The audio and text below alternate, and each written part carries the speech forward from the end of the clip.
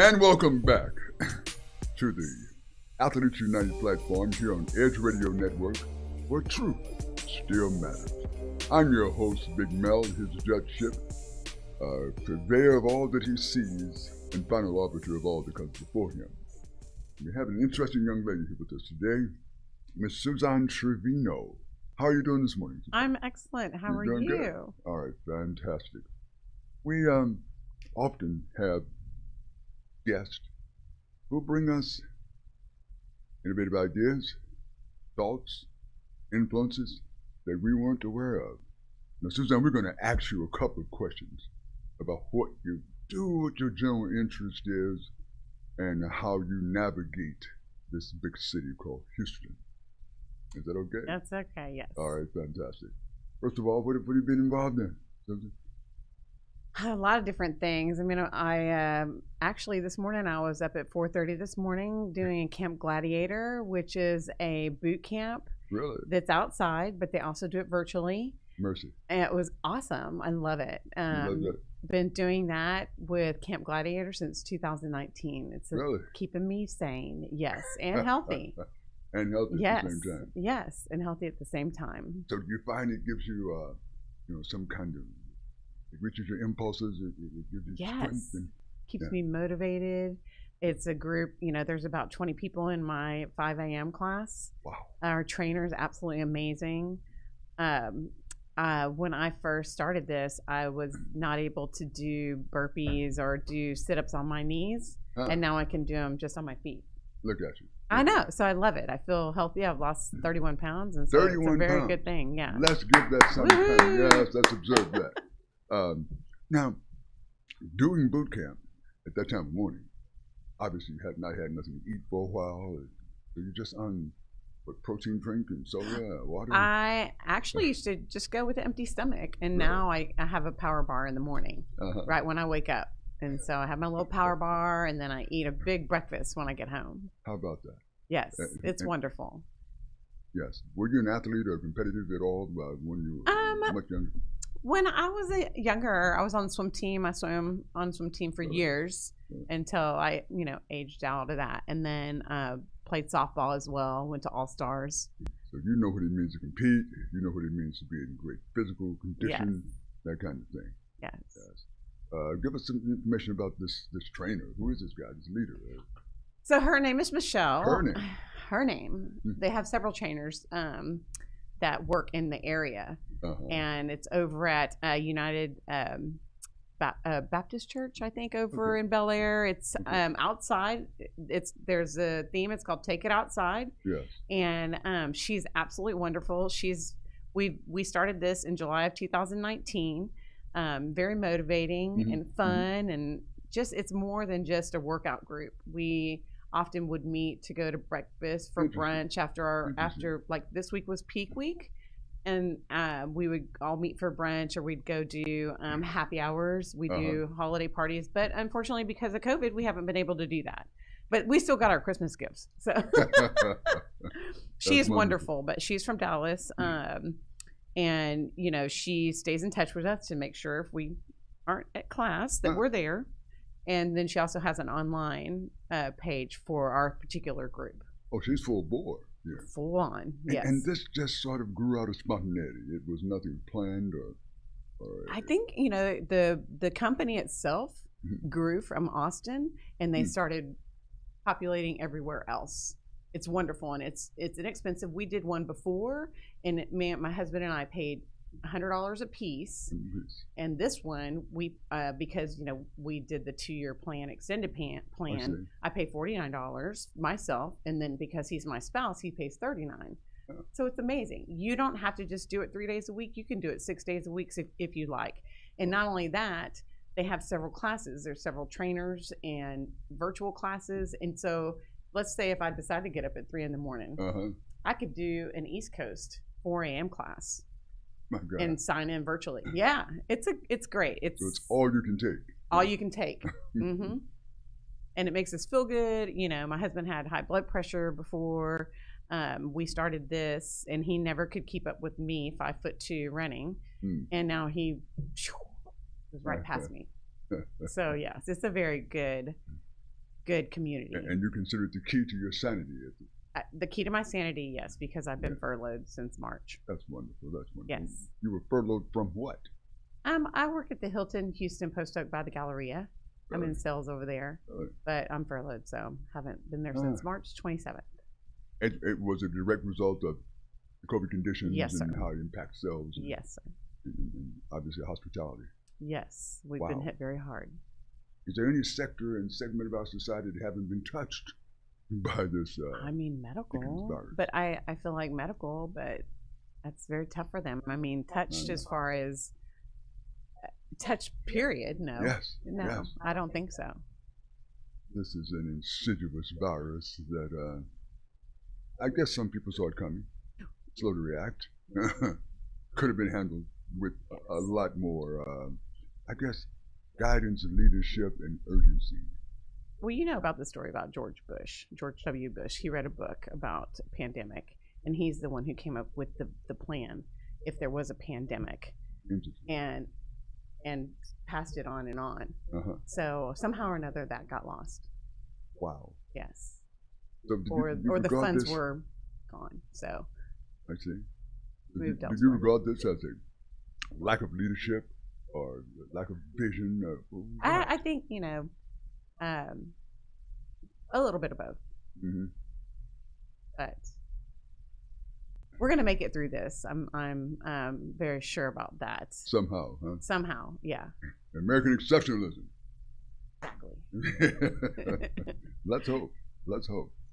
Now let's get into something else here. You've been in the world of hospitality sometime. Yes, sir.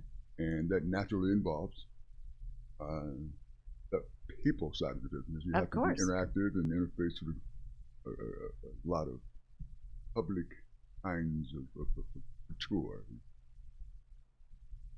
How does something like that play into who you are as a person? I just love meeting new people and different people. There's something different in all sorts of facets, within the hospitality industry. I started in operations and then moved over to sales in '95 and just I didn't like salespeople at first, and then I loved them. I was like, oh my goodness, this is amazing. And so it was a lot of fun. I love, making connections with people and helping them with their vision. Oh, yes. Ensuring that I meet their budget and so on, and that my team can create an excellent event for them. So, yeah, for conferences and so on. So if you're booking a conference or some kind of convention, is it typical in hospitality where somebody in your position have a huge bandwidth, you can just sort of play with the numbers inside of there or something there? So yeah, I don't really do catering part of it. I do the conferences that require overnight guest rooms, I see. Which would also include a banquet, or it could be rooms only. Yes. It just really depends. We've worked with groups that just don't just have rooms, and that have both. But if they just have meetings, I don't handle that. Well, it has to have sleeping rooms attached, and so I contract that. I talk to them and negotiate and get them to sign the contract, and then we pass it over to the people that detail the events. Yes. And they detail it and make it perfect. I'm always there for the client from the beginning to the end, just to make sure that, okay, I'm not just passing you off. I will constantly stay in contact as well as after the conference is ended as well. I see. That could be traveling groups all over the world. Exactly. Call Suzanne. Huh? Yeah, and I work the government, National Association, and military. So we, National Association, and state association as well, and regional. And so there's 1,000,001 associations to be had. Wow. So it's a little bit crazy. But the state association, they do rotation within Dallas, Austin, Corpus, Houston, and so on. So. And you become the point person for all of this. Yes, sir. All the connections. Yes. Is that exciting stuff? It's really fun. It's a lot of fun. I love it. I love meeting new people, and whenever there's a challenge of someone saying that they won't come to my hotel, or they would never book at my hotel, or we haven't booked them in 7 years, I'm gonna do everything to get them at my property. But with that kind of expertise and that kind of enthusiasm, we're going to have to tell Mr. Hines to find some kind of function that we can deploy those kind of is he skills. here? He may be here somewhere. Okay. There's a rumor that he's here somewhere. Oh, good, good, excellent. I'm supposed to meet with him at 11. Yes, I'm certain he'll be here shortly. Tell me this, Suzanne. If you could just wave a magic wand and make anything happen right now, give me one or two of the priorities. Well, I think you already probably know number one. Number one? Can you guess it? Get rid of this yes, sir. pandemic. Please, please, Yes. and get everybody back to work. Get rid of the pandemic, vaccine, make that works, and make it fast. You know, but I mean, it's harder than that, I guess. Wow. I suspect if you asked any random person that would probably be their priority. I would probably suspect that too. How is it that it turns out that America, the most innovative, we have documented leadership in almost every facet of economic activity. How is it we wind up the most deadliest spot on the planet for this doggone disease? Again, what I was sharing about the George W. Bush when he had his plan for the pandemic, because he read the book about the pandemics. I think that was one of the biggest losses for our country, and not heeding to that and being prepared. Yes. So that's one of the things. We haven't altered our behavior to the degree we probably should to ward off higher transmission. Yes, for sure. You can ride around sometimes and see restaurants loaded. You have, yeah. There's functions where people are just crowded in there but wearing no kind of protection. They tell me there's a concert. Come on, guys. I mean, I want to go to a concert. I want to pay $8 for a glass of wine. I have no problem with that in a Dixie cup. But I just, I won't do it because of everything that's going on. Yes. So I miss all that. I do miss traveling and everything. Would love to travel again. I understand that. So would I. So one day they come to you and say, Suzanne, it's been real, but that way, that's how they broke it to you. You're going to have to furlough several people. Business is down. They try to keep. Yeah, they try to keep 3 of us, and it came from corporate. Yes. So we're corporate property, and they did not agree to keeping the 3 of us on, and so basically, 2 other people, several other people were let go as far as furlough. I mean, I understand it. What does furlough mean in this day's terms? What does furlough mean? Meaning that they hope to have you come back. Originally they had said it was June, and then I received a letter saying that there's no end date. Yes, yeah. I mean, they pay for my insurance, which is good, but I'm a very busy person, and it's very hard for me not to work. I think my husband's sick of me redoing the furniture, and I painted it and fixed it, and then I said, okay, well, the furniture's been painted, so we have to paint the bedroom. So I painted that and fixed all the walls and everything, because we had an old house, and put crown molding, and yeah, so he's probably like, yeah, no, you missed a spot. I probably missed 100 spots, but I had to stay busy. My. Yes. You're a person who can't spend much time on the couch, huh? And I don't like my couch right now because I have spent a lot of couch time because of the COVID. My God, you hear people complain about COVID weight and COVID syndrome. Yeah. Then some people have discovered that they actually have a spouse. Yeah. Yes. I found out that I had a backyard. Yeah, my husband's been working at home. Yes. Since this happened, so. Working at home. Yes. Would that even fulfill your need? If they call you and say you can do your bookings from home. I was doing that before the furlough. Yes. And suddenly they say we don't need that anymore. Mm-mm. Well, you're probably just one of any number of so-called COVID, uh, I don't want to call them conditions, but somehow you've been impacted by COVID. Hmm. I mean, like so many means. I did work for seasonal for UPS for 6 weeks, so that was pretty good. Kept me out of the house. So I read a stat the other day that said the economy shrunk by 3.5% that doesn't in surprise 2020, me. Hmm. which was, for all practical purposes, worse since World War II. Yeah, it is. That's what I read as well. We're talking to Suzanne Trevino here, a young lady of substance who's done a lot of things, and obviously you can see she has a lot of energy. And it's 15 minutes after the hour, and we're going to be right back in a moment.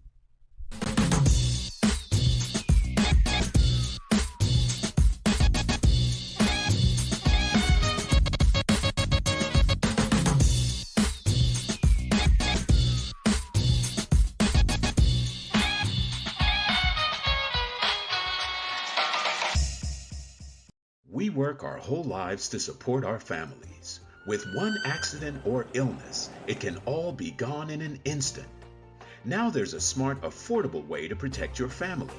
Go to findhealthbenefits.com and discover low-cost life insurance for as little as $2 per month. Add to that a tax-deferred annuity that can help you protect your assets and grow your money for retirement.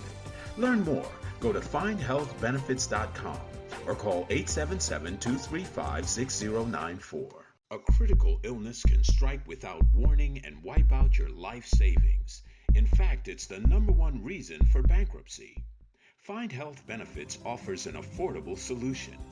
Get up to $50,000 if you get cancer, stroke, or a heart attack, giving you the peace of mind to focus on getting better while the plan helps you to pay your bills and medical expenses. Learn more. Go to findhealthbenefits.com or call 877-235-6094. 66% of seniors spend more time shopping for cable TV than Medicare plans. Most say because it's just too confusing. Laws change every year. The wrong plan could cost you thousands and prevent you from seeing the doctors you want. Introducing FindHealthBenefits.com.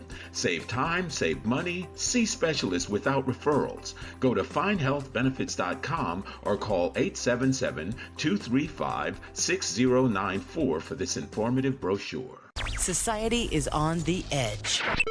Let's bring them back. Edge Radio, because truth still matters.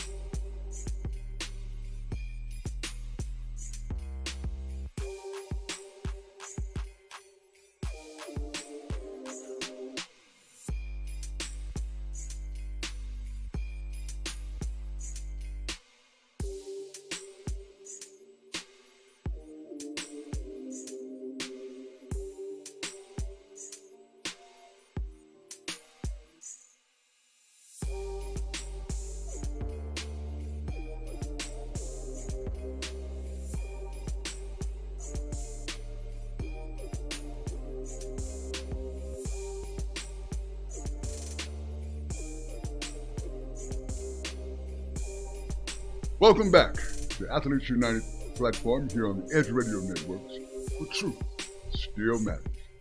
As always, I'm your host, Big Mel. It's a judgeship, as I am known candidly. I am master of all that I survey and the final arbiter of all that comes before me. And we have a young man on this program today that I find fascinating. He does some interesting work out here in the so-called gig economy, and it's called payment processing systems. We're going to have him talk a little bit about this. Yes, sir. His Thank name you. is Thank you. Robert Stewart. Thanks for having me, Mel. Thanks. Oh, you're welcome. You're welcome. He's from Transatlantic. Transglobal Transglobal payments. Yeah, not just the Atlantic, the whole world, man. We got it all. Yeah. Transglobal. That's great. That's great. Transglobal payment systems. Yes, sir. Robert, how you been doing? Pretty good, man. It's been a wild day. I don't know if you've been keeping up with stuff in the stock market here recently with GameStop and AMC. Man, there's a lot of money to be made these past few days. We've always accused the very, very rich of using the stock market as a casino. Hey, it seems yesterday times have turned, haven't it? Times have turned.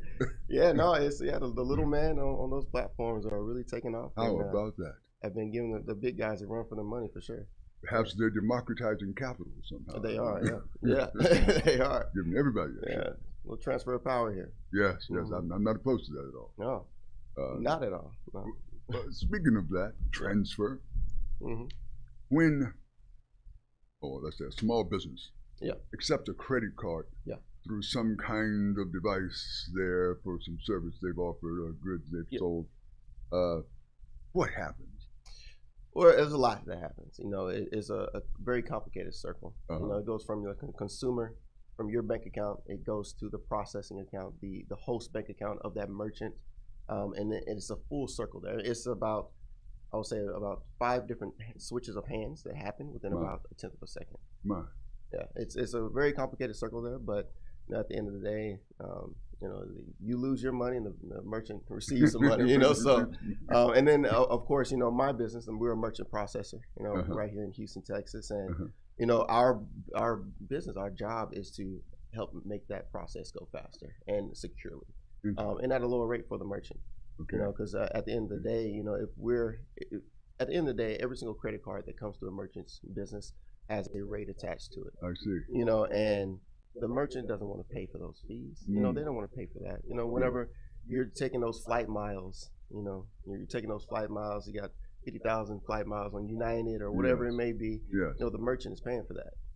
They're paying for those extra miles. So those extra points that are attributed to that credit card. So it doesn't seem right. It's not right. It's something that these companies have put in place to make an extra buck. But at the end of the day, we want to try to lower that cost as much as we can for that merchant. Interesting. So we have some pretty good complex structures put in place, or pricing structures put in place with our company through cash discounting and different pricing terms that we can put in place to really mitigate that cost for the merchant. So you're saying if I'm a small business and I accept a credit card, it costs me something. Oh yeah. Right. Oh yeah. And I've seen crazy things from really doing analysis of some of my clients' statements, and I've seen them being charged 4%, 5%, just for one credit card transaction. Of total transaction? Of one transaction, 4 to 5% that they're losing out on, and they don't realize it because they haven't had someone do that cost benefit analysis for them. Okay, so for clarity, I'm selling an item, if I'm a small business, that I priced at $100. Yep. I intend to get $100 out of that. You intend to. I think it's a part of my bottom line. It's a part of my profit profitability. But when somebody swipes for that product, maybe I get $96 out the deal, or $97. Maybe you're missing out on about 3.75%, up to 4%. So you're only receiving $96 of that at the end of the day when you hit your bank.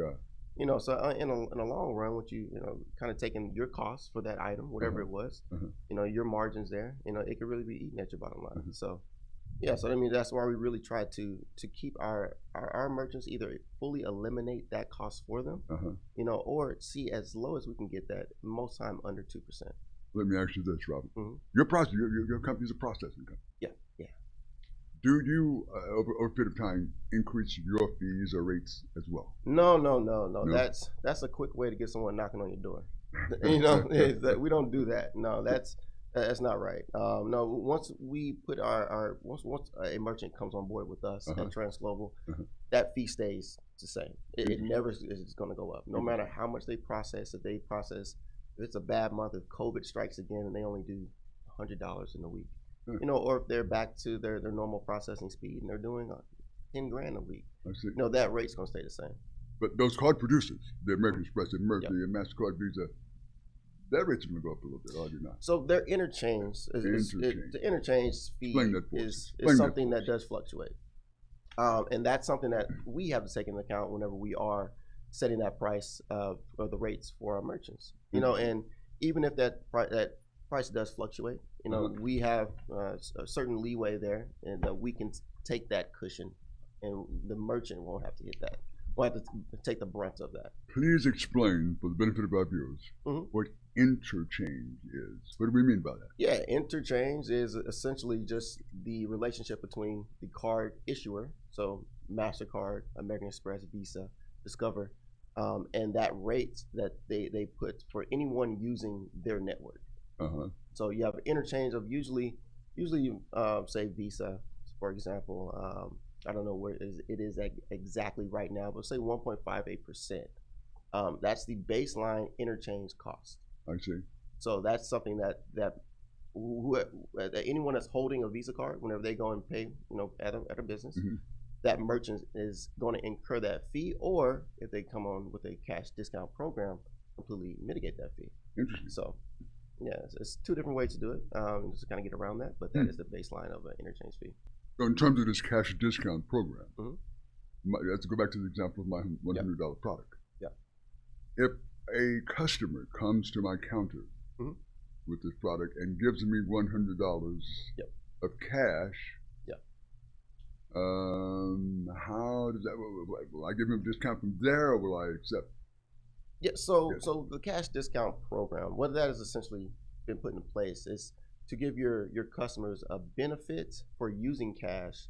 At the same time, if they come and use a credit card, we've already priced your goods up a little bit to completely cover the cost of any credit card that comes through. Yes. You know, so we've increased the price of your goods on average from 3.85 to 4%. Okay. So the price of your goods are set up there. So that covers the cost of anything that's going to come through. Any credit card that's going to come through. American Express, whatever, it doesn't matter. Wow.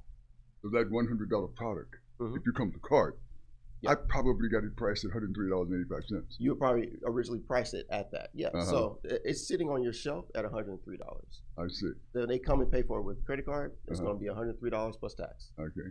If they come and pay with cash, it's going to be $103 minus the discount for paying with cash. So it would be $103, and you say, I'm going to give you a cash discount of 4%.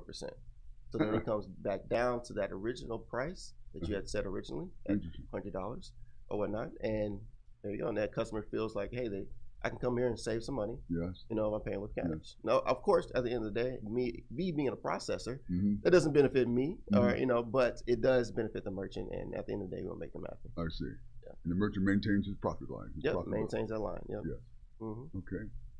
You mentioned perhaps 5 hands changing. Yeah. Blink of an eye. Everybody's making a little piece of money. Everybody's making a little bit. Yeah. Yeah. Of course. I swiped this card here in Houston, Texas. Some server in Tokyo. They distribute these funds. Wow. Yeah. It goes. I mean, it has to go from your bank, you know, to that merchant processor, to the networks have to talk between Visa and all those networks have to talk. The issuing bank, our host bank has to talk. I mean, everyone has to talk in the blink of an eye to hold, process, and validate that payment. Yeah. Hence the name Transglobal. Yeah, exactly. Yeah. What interests you about this business, Robert? Tell us something. What you know, I've been in the payment industry for about 5 years, going on 7 years. Sorry. Started with an international payments firm. You know, they're doing foreign currency, cross-border payments. We're actually doing something with that now. I can speak on a little further down the line, but. Got into payments, you know, about 7 years ago, and just loved the business, loved the information that I gained from talking to all these different companies, from Fortune 500 companies here in New York. I mean, here in New York, here in Houston, of course, in the oil and gas industry, and you know, it's fascinating. It's a easy way to make some money, essentially. And at the end of the day, I'm helping clients out that don't have the information that they need to really. Make their day better. Therein lies the difference. Yeah, make their day better. And on top of that, save them money. You know, and I can make money at the same time. Yeah. Above all, you're coming with an economic solution. Of course, yeah. The problem that exists that they may not be aware of. Yeah, exactly. Yeah. Okay. So, I guess to an extent, you're an educator. I guess so. Yeah. I mean, I try not to look at it in that kind of way. But yeah, I guess I am educating, just trying to just help my merchants and be a servant, to the community, and on the standpoint of providing point of sale solutions, contactless payments right now, this COVID environment. From there to your online platforms, to accepting payments online. I mean, we help with all that, across the board to really just make our day better for our merchants. Yeah. Robert, there's this emerging industry called hemp. Yeah. And, how sensitive and resistant are the big card issuers managing transactions in that industry? It's complicated. I mean, it really isn't anything that's very negative about hemp. It's not a gun that someone's purchasing. It's not something that's going to go out there and kill them. It's probably safer than cigarettes. But it's an industry that I think that big banks are trying to get a hold of.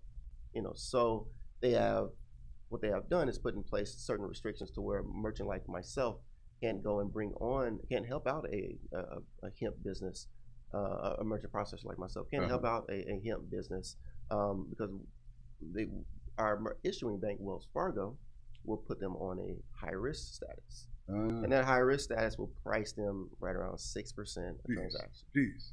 Yeah. 6% of total revenue, 6% of total income. Yeah. And that's unfair. So we are looking at different avenues to kind of work around that. There's something we can do for the business to kind of alter their business, business description, or just or partnerships that we need to get in place and in line and solidify first to really offer that product to the growing CBD industry. So maybe they're just a novelty job. Yeah. Or something like that. Yeah. So things are in place to hopefully get that rolling here soon. Yeah. What if I open a business and call it Chronic Incorporated? Probably won't go over very well. Good luck, man. Yeah. That's very interesting. We're talking to Mr. Robert Stewart here. Yes, sir. Of Transatlantic. I'm sorry, Transglobal Payment System. Better than just Atlantic, man. It's not like you're importing some people over here. Yeah, no. Right, stay away from that. In the hull of a ship anyway, right? Yes, sir. That's great. And it's 32 minutes after the hour. Robert, we know that payment processing, as you described, is the absolute backbone of how transactions happen, card to pocket. Yep. How does it impact, how has it been impacted in this COVID environment? Oh, I mean, substantially. Things are moving away from cash. People don't want to, you have businesses out here that only do cards now, only do card payments now. Because, with cash payments, it's I don't know where that dollar has been. It might have COVID on it. I don't know, but that's the paranoia that people are facing today. Wow. So the payment industry being able to accept contactless payments, being able to pull out my phone and just tap to go to pay with Apple Pay and Google Pay. I mean, that's something that's really that technology is really revolutionized and taken off. I can use my watch. Now with our products, I can go and use my watch to pay. But all that, of course, has to be set up by that consumer first beforehand. Yes. But even with the credit cards, we do have technology in place now that allows merchants, customers, just to walk up to that merchant, tap to pay at time of checkout. Even if, say, it's a full service restaurant and they don't want their customer, of course, getting up to go pay somewhere, their server can walk out with one of our products, tap to the customer, they pay, they sign right there, and then that employee goes back to wherever they were, and customer gets up and walks out. And they have never taken anything out their pocket. Or any cash out of their pocket, not a card or anything. They just tap their phone. Or, of course, they can use their card. Way back in the 80s, an author named Alvin Toffler wrote a book called Power Shift. And, he talked about eventually having a cashless society. Yeah. Where we're living in our imagination, more or less. Are we close to this? I mean, this technology sort of outstripped the infrastructure so far? we're capable of doing more stuff than we're capable of processing. Yeah. I mean, it's definitely moving from that, or towards that type of society, type of world. I mean, I remember seeing a movie back in the day where a guy had a little chip in his arm with numbers, Wow. bank account right there. It wasn't 666, was it? Oh no! No. No, I don't think it's a devil. That's reassuring. That's quite reassuring. But it is definitely moving, in that direction. I think cash is going to be obsolete. Fiat currency is going to be obsolete. Wow.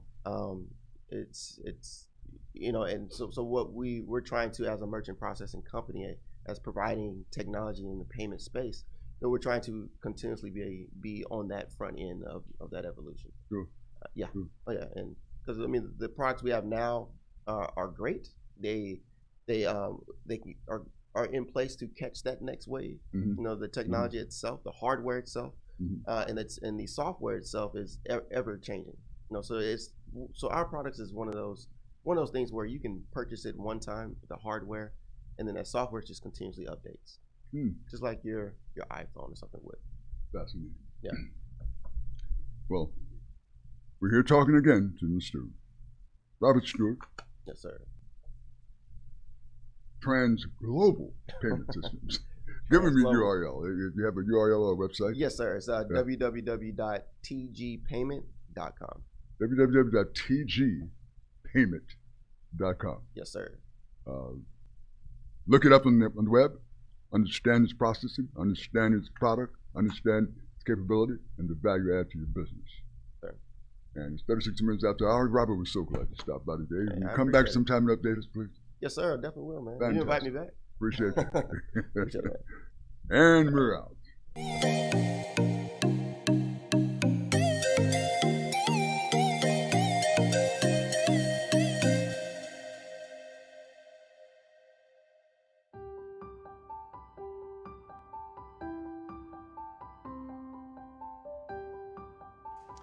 Hello, I'm Carlin Charleston, Executive Director of Erase Races, and I want to take this time to invite you to an opportunity to change the world.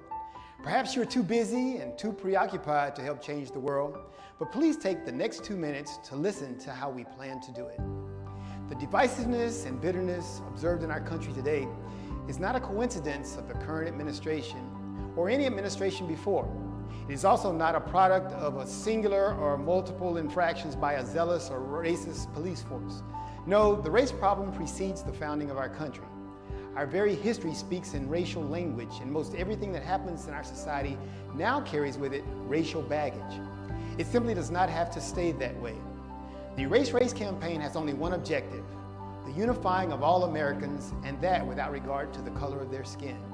This is a difficult challenge because of our history, but we can do it if we believe. If we believe that Martin Luther King Jr. was right when he said, "We are tied together in a single garment of destiny," we can do it. We can do it if we believe the founding principles upon which our country was built, that all men are created equal, we can do it. And if we believe that God did in fact make all nations of men from one man, and that we are all therefore part of one family, one race, then we can do it. Yes, the task is monumental, but the reward is worth the challenge. If you would like to join us as we change America and inevitably change the world, go to eraseraces.com, sign up today, and welcome to Erase Races, because there is only one race, and you're in it.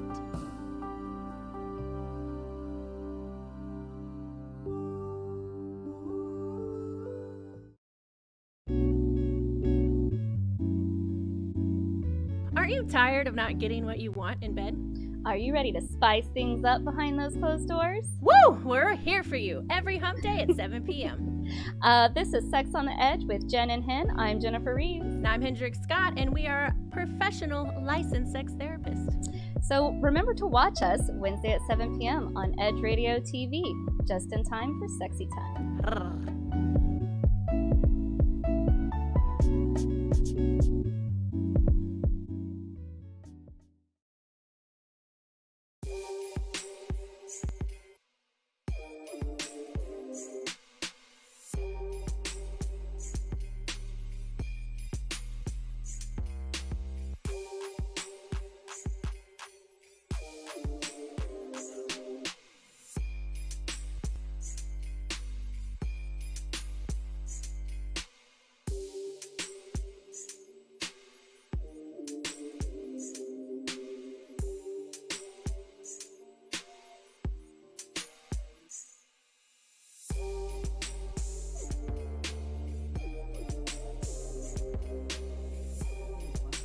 And welcome back to the Athletes United platform here on the Edge Radio Network, where truth still matters. I'm your host, Big Mel, his judgeship, who's the master of all that he surveys and final arbiter of all that comes before him. We have on our program today a lovely young lady, an interesting prospect named Miss Seanne. She is a social impact innovator, and she considers herself a voice for good. And she's done some innovative things out here. Raised in Westport, Connecticut. Are you kidding me? Is that right? We'll talk about that a little bit. How are you doing this morning? This afternoon, John. Can you hear us? Okay. Do you hear us this afternoon? Are you with us? Oh, hi. I could not hear anything you said. It was me. You guys were muted on my end. Oh, that's interesting. So I don't know if you were introducing or what, but hi. I've introduced you as a social impact innovator. And oh, thank you. And a voice for good. Spoke a little bit about your background, a little bit in terms of where you were born, which I found interesting. Westport, Connecticut.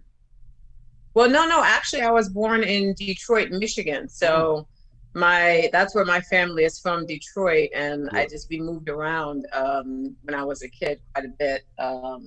So I went from Detroit to Ohio to Massachusetts to Connecticut is where I spent most of my time. And then, then after that, I went to college in DC, law school in Philadelphia. I worked in New York, moved to Los Angeles. So I've been around a little bit. But my family is from Detroit. And I was there until I was 5, but I grew up mostly in Westport, Connecticut. That is rather patrician, if I might say so. Would you agree? That's interesting. There's parts of Westport, they won't let guys like me in.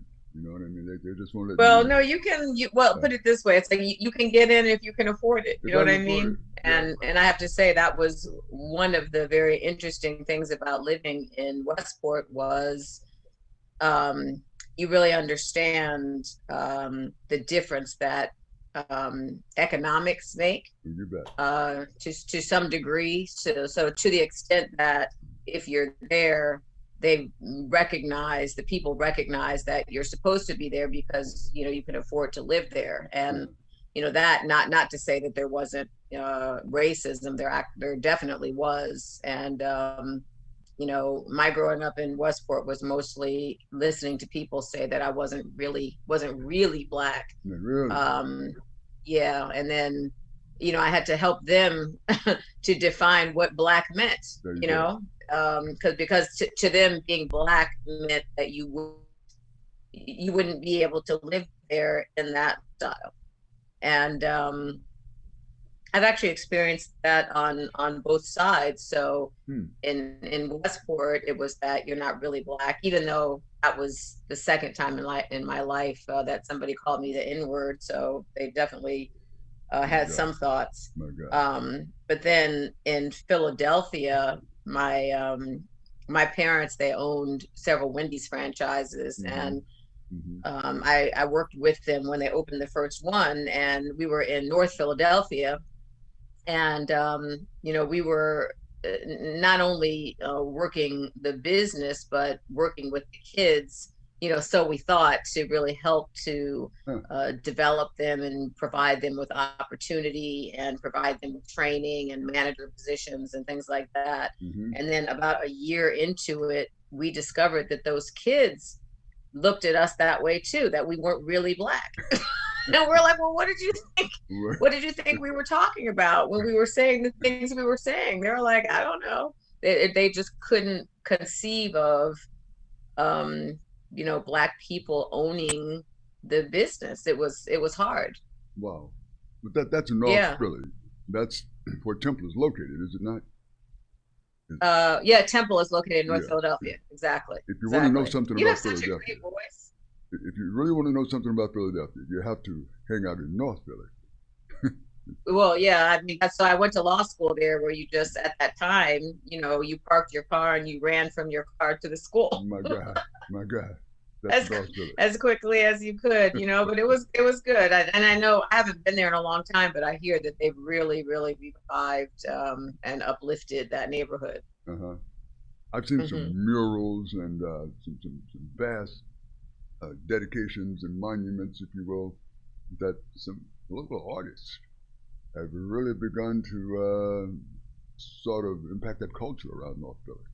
I found that interesting. Yeah, that's a good thing. I mean, I think there's so much, just so much to be said for art in general. And in many ways, I'm an artist. You know, I'm a creator, and so I definitely agree with what you're saying. And I think where you can really, really see that is in the city of Miami, where there's just art everywhere. You know, any empty space, you find art. And as a matter of fact, one of the things that I was in a car one day in Miami near it was near Overtown, and I saw a mural of Mansa Musa, and I was like, wow, look at that. I mean, I've never seen anything like that. You know, just a mural on some random building, and I was really, really happy to see that. And so it does go to show you how you know, art can impact the neighborhood, and art impacts people because it can provide an understanding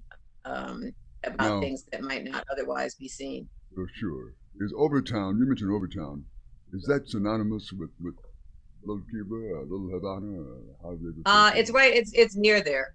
It's near there. Yeah, and it's considered, you know, a really, you know, I guess, I don't know how to describe the area. It's considered kind of a really rough area, probably an area that has not received enough resources would be more my guess. Somehow you wound up at Howard. You were How did I wind up there? Well, by growing up in Westport, Connecticut. So, you know, I could have. I did very well in school. I could have gone to any school I wanted to. If I wanted to go Ivy League, I could have done that. And, you know, I was accepted to every, you know, college and university that I applied to, received multiple academic scholarships. And I got a full academic scholarship from Howard.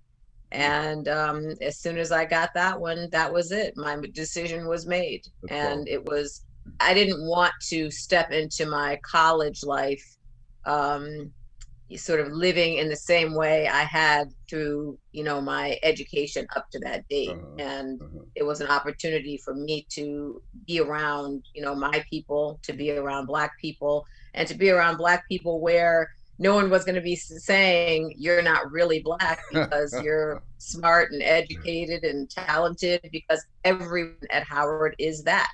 And that is our community, and that's who we are. That's who we are as people. That is Black. That's what Black is. Black is, you know, excellence and education and etiquette and decorum, and so those are things I'm really focused on now as we've, you know, gone through this latest transition in the United States, and it's really, I think, high time that we represent, you know, who we are and who we have always been, not only as a people, but also as a country. By all means. I'm sure it's not lost on you that our nation's VP is a Howard alum, huh? Of course not.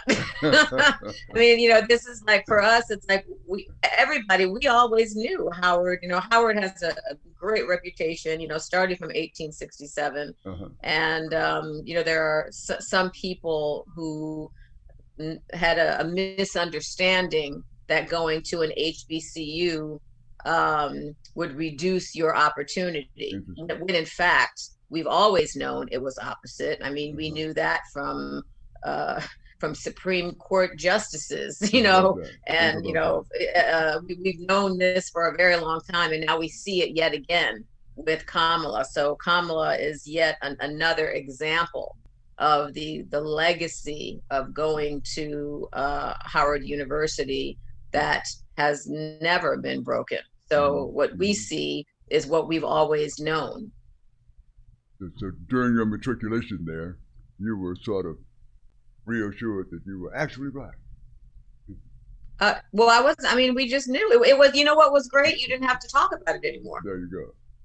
Yeah, it was never discussed while we were there, which was it was almost like having a 4-year reprieve of not having to deal with really absolute nonsense. It kind of reminds me of the show Bridgerton that's been airing on Netflix that Shonda Rhimes did that is now that show has had the largest streaming of any show ever on Netflix. And what's so interesting about it is that it takes place in the 1800s and there are both Black and people, and throughout the series no one is identified by race.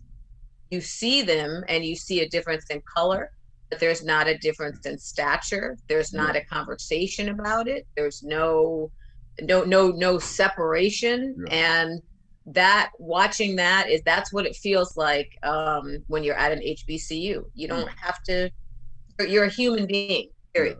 You're human. That's powerful.